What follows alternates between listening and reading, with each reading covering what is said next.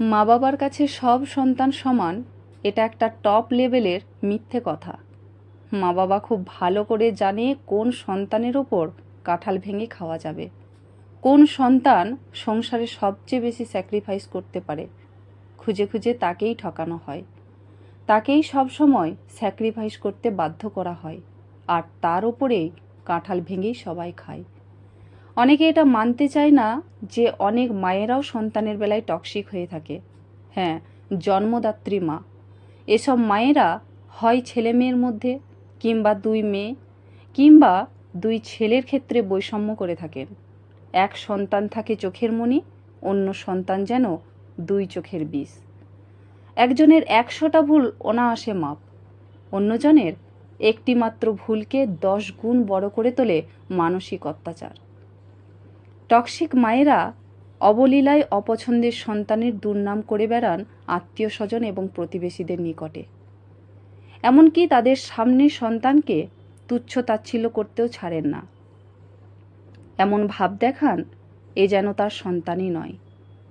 এর সীমা লঙ্ঘনের জন্য দায়ী পরিবারের পুরুষ, অর্থাৎ সন্তানের পিতা। প্রায় সময় দেখা যায় স্বামী তার টক্সিক স্ত্রীকে সমর্থন করে যাচ্ছে কেবল নিজে বাঁচার জন্য। সন্তান তার মায়ের টক্সিক আচরণের শিকার হয়ে ভয়ে অধীর আগ্রহে পিতার ঘরে ফেরার অপেক্ষা করে যখন দেখে পিতাও তাল মিলিয়ে অপ্রীতিকর আচরণ করছে, তখন সেই সন্তানের আশার প্রদীপ এমনিও নিভে যায়। সে তখন ভাবতে শুরু করে পৃথিবীর বুকে সে এক নিঃসঙ্গ জীব, যার কেউ নেই, কিছুই নেই। একটি শিশুর শৈশব নষ্ট হওয়ার জন্য টক্সিক বাবা মাই যথেষ্ট।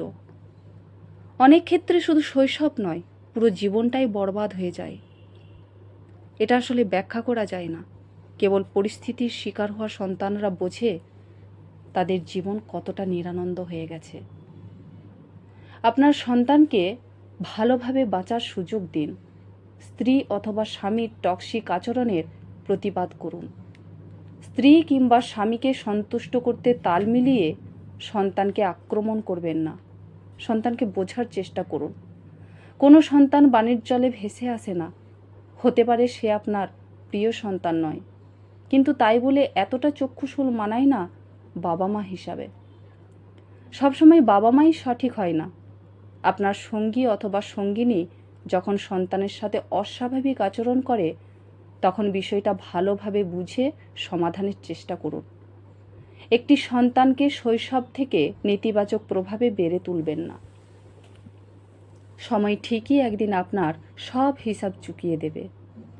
যেই দুর্বল ছোট্ট শিশুর প্রতি বিরূপ মনোভাব প্রকাশ করে মানসিক অত্যাচার করছেন, একদিন সেও সমগ্র শক্তি নিয়ে বড় হবে। সেদিন যেন আপনার করা আচরণ আপনাকে ফিরিয়ে না দেয়।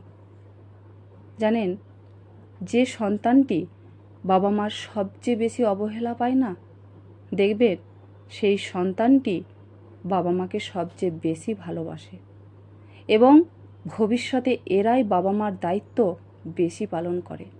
কথাটি শুনতে তেতো লাগলেও এটাই সত্যি।